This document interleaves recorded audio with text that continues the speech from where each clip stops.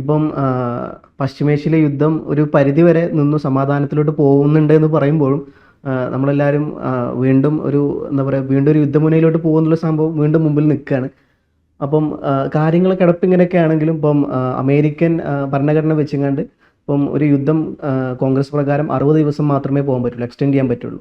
അപ്പം അതിൻ്റെ കഴിഞ്ഞു, മെയ് 1-ാം തീയതി കഴിഞ്ഞു. പക്ഷേ സ്റ്റിൽ അമേരിക്ക അവിടുന്ന് യുദ്ധം ചെയ്യുന്നില്ല എന്നുണ്ടെങ്കിൽ പോലും പശ്ചിമേഷ്യയിൽ ഇപ്പോഴും അവരുടെ സ്വാധീനമുണ്ട്. അപ്പം എങ്ങനെയാണ് ഈ ഒരു വിഷയം കാണുന്നത്?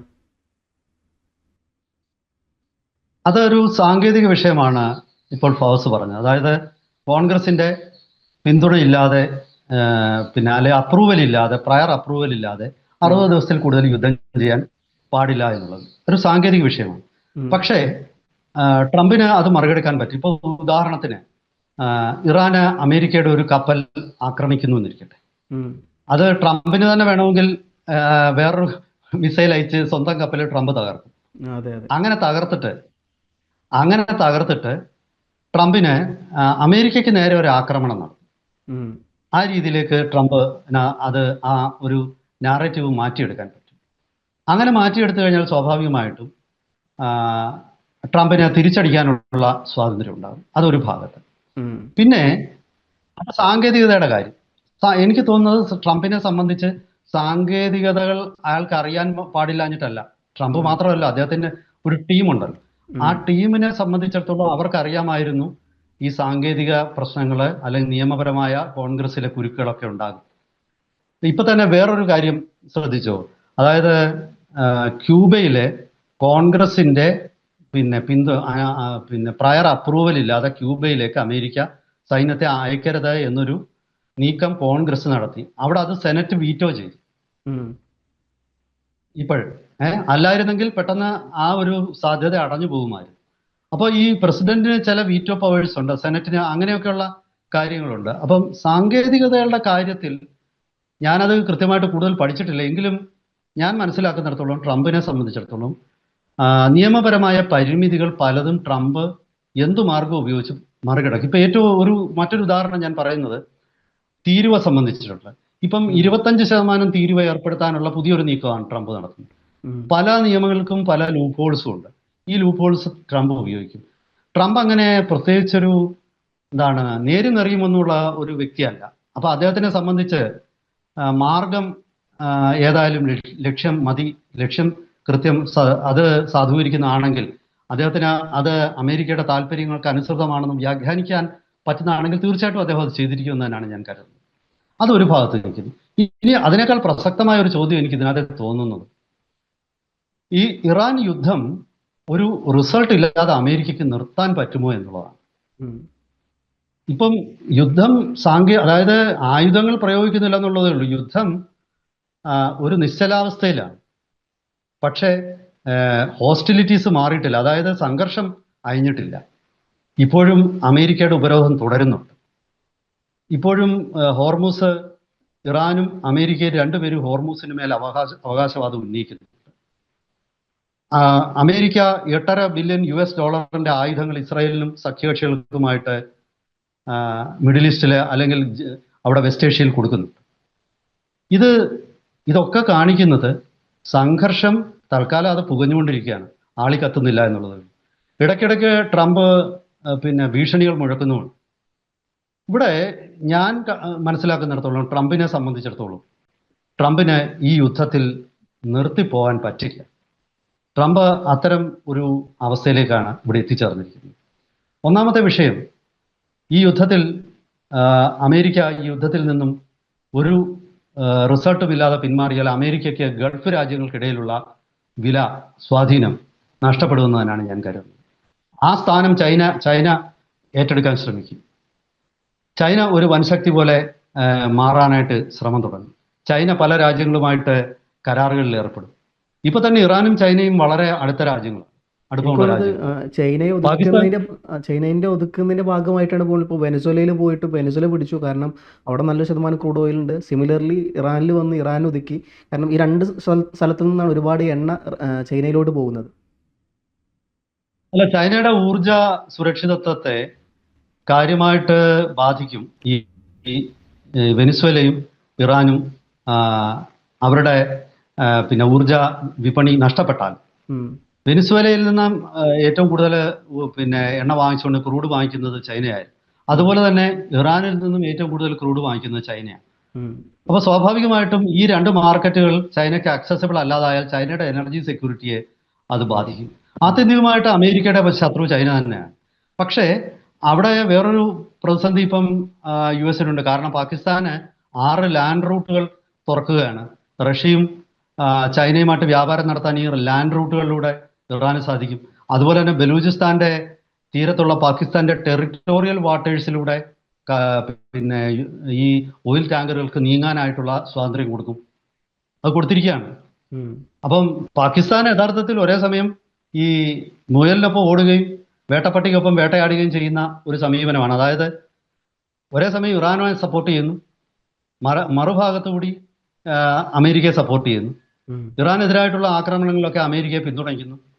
പക്ഷെ അതേസമയം ഇറാന്റെ പിന്നെ ഉൽപ്പന്നങ്ങൾ ഉപരോധത്തെ മധ്യസ്ഥത വഹിക്കുന്നു. മറ്റൊരു ഭാഗത്ത് ഉൽപ്പന്നങ്ങൾ വിൽക്കാനായിട്ടുള്ള അവസരം ഒരുക്കുന്നു. ഇവിടെ നോക്കുമ്പോൾ എനിക്ക് തോന്നുന്നത് പാകിസ്ഥാന് ഒരു തരത്തിൽ പാകിസ്ഥാനെ കുറ്റപ്പെടുത്തിയിട്ടും കാര്യമില്ല. എന്തെന്നാൽ പാകിസ്ഥാന്റെ ഊർജ്ജ സുരക്ഷിതത്വം വലിയ പ്രതിസന്ധിയിലാണ്. പാകിസ്ഥാനിൽ ഇപ്പോഴ് 400 രൂപയായി 1 ലിറ്റർ. 380 മുകളിലാണ്, 387 എന്താണ് ലിറ്ററിന് പെട്രോളിനും ഡീസലിനും ഒക്കെ വില. അതൊരു ഭാഗത്ത് നിൽക്കുന്നു. ഇനിയും അത് പിന്നെ ഒരു യുദ്ധമുണ്ടായാൽ, ഈ കഴിഞ്ഞ ദിവസം പാകിസ്ഥാന്റെ പെട്രോളിയം മിനിസ്റ്റർ പറഞ്ഞു അവരുടെ സ്ട്രാറ്റജിക് റിസർവ് എന്നൊരു സംഭവം പാകിസ്ഥാനില്ല, കമേഴ്സ്യൽ റിസർവ് ആണെന്ന്.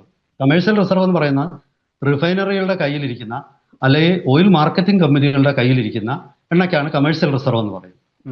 സ്ട്രാറ്റജിക് റിസർവ്സ് അതല്ല, സർക്കാരിന്റെ നിയന്ത്രണത്തിലുള്ള എണ്ണയാണ്. ആ സർക്കാരിന്റെ നിയന്ത്രണത്തിലുള്ള എണ്ണ എന്നൊരു സംവിധാനം അവിടെ ഇല്ല. അവർക്ക് അതിന് പിന്നെ വലിയ മുതൽ മുടക്കാണ്, അവരത് ചെയ്തിട്ടില്ല. അദ്ദേഹം തുറന്നു പറഞ്ഞു അത് ഇന്ത്യയുടെ കൈവശം ഉള്ള രീതിയിലൊന്നും ഞങ്ങൾക്ക് അത് ഇല്ല. അത് ചൈനയ്ക്കാണ് ഏറ്റവും കൂടുതലുള്ളത്. ചൈനയ്ക്ക് എനിക്ക് തോന്നുന്നു 4-5 മാസത്തോളം അവരുടെ ആവശ്യങ്ങൾക്കുള്ള പെട്രോളിയം റിസർവ് അവരുടെ ഉണ്ട്. ഇന്ത്യയെ സംബന്ധിച്ച് 70 ദിവസത്തേക്കുള്ള പെട്രോളിയം റിസർവ് ഇന്ത്യയുടെ കൈവശം. ഇത് ഇത് രണ്ട് രീതിയിലാണ്. ഇന്ത്യയുടെ കൈവശം ഇരിക്കുന്ന ഒരു നല്ല ഭാഗം ക്രൂഡ് ഓയിൽ UAE ആണ്. അത് മംഗലാപുരത്തുള്ള ഇന്ത്യയുടെ സ്റ്റോറേജ് ടാങ്കുകളിൽ UAE കൊണ്ട് സൂക്ഷിച്ചിരിക്കുകയാണ്. രണ്ട് കാര്യത്തിനാണ്. ഒന്ന്, ആവശ്യമുണ്ടെങ്കിൽ അത് ഇന്ത്യക്ക് അവർ വിൽക്കും. ഇന്ത്യക്ക് ആവശ്യമില്ലെങ്കിൽ ഇന്ത്യക്ക് ഒരു ചെറിയ വാടക തന്നിട്ട് അത് ഇവിടുന്ന് തെക്ക് കിഴക്കൻ ഏഷ്യൻ രാജ്യങ്ങൾക്കായിട്ട് വിൽക്കും. ഇങ്ങനെ ഉള്ള പിന്നെ ലക്ഷ്യത്തോടു കൂടിയാണ് UAE ഇവിടെ സ്റ്റോർ ചെയ്തിരിക്കുന്നത്. അത് മംഗലാപുരത്ത് മാത്രമല്ല, വിശാഖപട്ടണം അവിടെയാണെന്ന് എനിക്ക് തോന്നുന്നു ഏറ്റവും പുതിയ ഈ ഓയിൽ സ്റ്റോറേജ് വെല്ലുള്ളത്. ആ സ്റ്റോറേജ് സ്ഥലത്ത് ബേ ഓഫ് ബംഗാളിൽ സൂക്ഷിച്ചു കഴിഞ്ഞാൽ വളരെ വേഗത്തിൽ അത് മലേഷ്യക്കോ ഇന്തോനേഷ്യക്കോ അതുപോലെ ഫിലിപ്പൈൻസ്, ജപ്പാന് തുടങ്ങിയ രാജ്യങ്ങൾക്കെല്ലാം വിൽപ്പന നടത്താം. ഇത് ഒരു ഭാഗത്തുണ്ട്. പിന്നെ ഇന്ത്യ തന്നെ സൂക്ഷിച്ചിരിക്കുന്ന സ്ട്രാറ്റജിക് റിസർവ്സ് ഉണ്ട്. അപ്പൊ സ്വാഭാവികമായിട്ടും വലിയ രാജ്യമായതുകൊണ്ട് ഇന്ത്യയെ സംബന്ധിച്ചിടത്തോളം ഇന്ത്യ ലോകത്തിലെ രണ്ടാമത്തെ ഏറ്റവും വലിയ കൺസ്യൂമറാണ്.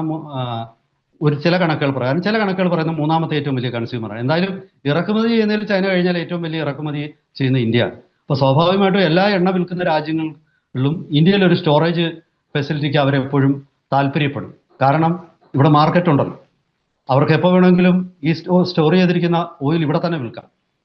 അപ്പൊ ആ ഒരു സാഹചര്യം മുതലെടുത്തുകൊണ്ട് ഇന്ത്യയിൽ ധാരാളം സ്റ്റോറേജ് സ്പേസസ് ഇന്ത്യ ഉണ്ടാക്കിയിട്ടുണ്ട്. അതൊരു ഭാഗത്ത്. ഇനി പാകിസ്ഥാനെ സംബന്ധിച്ചിടത്തോളം ഈ യുദ്ധം നീണ്ടുപോയി കഴിഞ്ഞാൽ അത് വലിയ പ്രതിസന്ധിയിലേക്ക് കൊണ്ടുപോകും.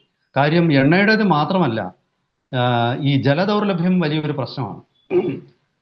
മറ്റു പല വിഷയങ്ങളാണ് അവർക്ക് ആ വിഷയം ഒന്ന് പറഞ്ഞാൽ ലോകത്തിന്റെ ശ്രദ്ധയിൽ പോലും ഇപ്പൊ പെടില്ല. കാരണം എല്ലാവരും ഇറാൻ യുദ്ധവുമായിട്ട് അതുമായിട്ട് ബന്ധപ്പെട്ടിട്ടുള്ള വാർത്തകൾ മാത്രമേ ശ്രദ്ധിക്കുന്നുള്ളൂ.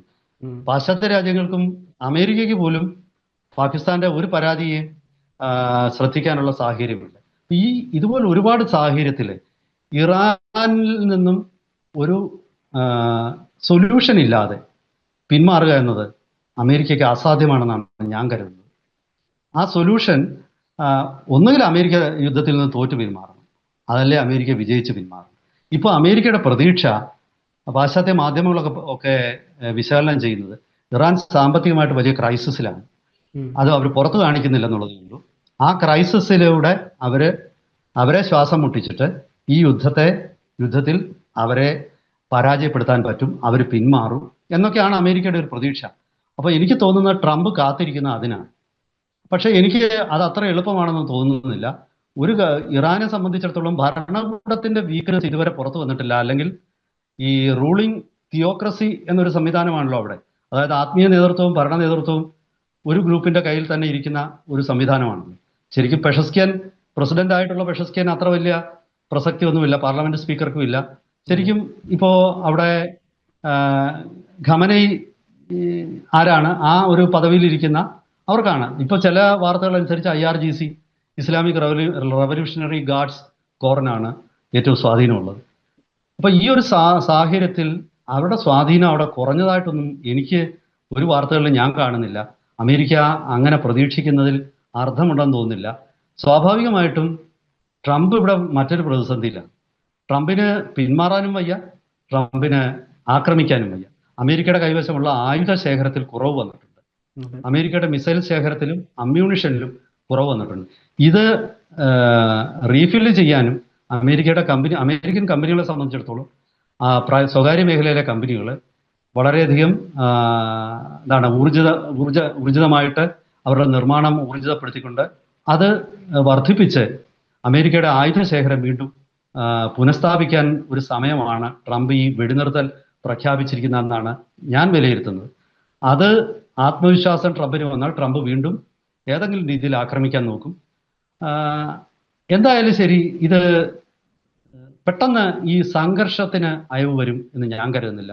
കാരണം 2-3 കാരണങ്ങളില്ലാതെ അമേരിക്ക ആദ്യമേ പറഞ്ഞു, ഒന്ന് ഭരണകൂടത്തിന്റെ മാറ്റം, അതായത് തിയോക്രസി മാറണം, ജനാധിപത്യം മാറണം, പ്രക്ഷോഭകാരികൾക്ക് അധികാരം കിട്ടണം. അത് അവിടെ സംഭവിക്കുന്ന ലക്ഷണം ഇപ്പോൾ കാണുന്നില്ല. അങ്ങനെ ഒരു സൂചനകളും ഇറാനിൽ നിന്ന് വരുന്നില്ല. അടുത്തത് അമേരിക്കയുടെ ആയുധ ശേഖരം, അതല്ലെങ്കിൽ ഹോർമൂസ് കടലിടുക്ക് പഴയതുപോലെ സ്വതന്ത്രമായി തുറക്കണം. അതിനും ഇപ്പൊ സാധ്യത ഞാൻ കാണുന്നില്ല.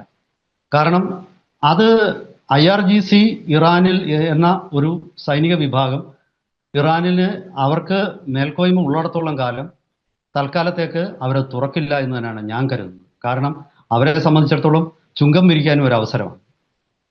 അവർ അത്ര പെട്ടെന്ന് അതിൽ നിന്നും പിന്മാറാൻ ഉദ്ദേശിക്കുന്നില്ല. ചുരുക്കി പറഞ്ഞാൽ ഇതൊരു വല്ലാത്ത പ്രതിസന്ധിയാണ്. അമേരിക്ക പിന്മാറിയാൽ ഗൾഫിൽ അമേരിക്കയ്ക്കുള്ള സ്വാധീനം നഷ്ടപ്പെടും.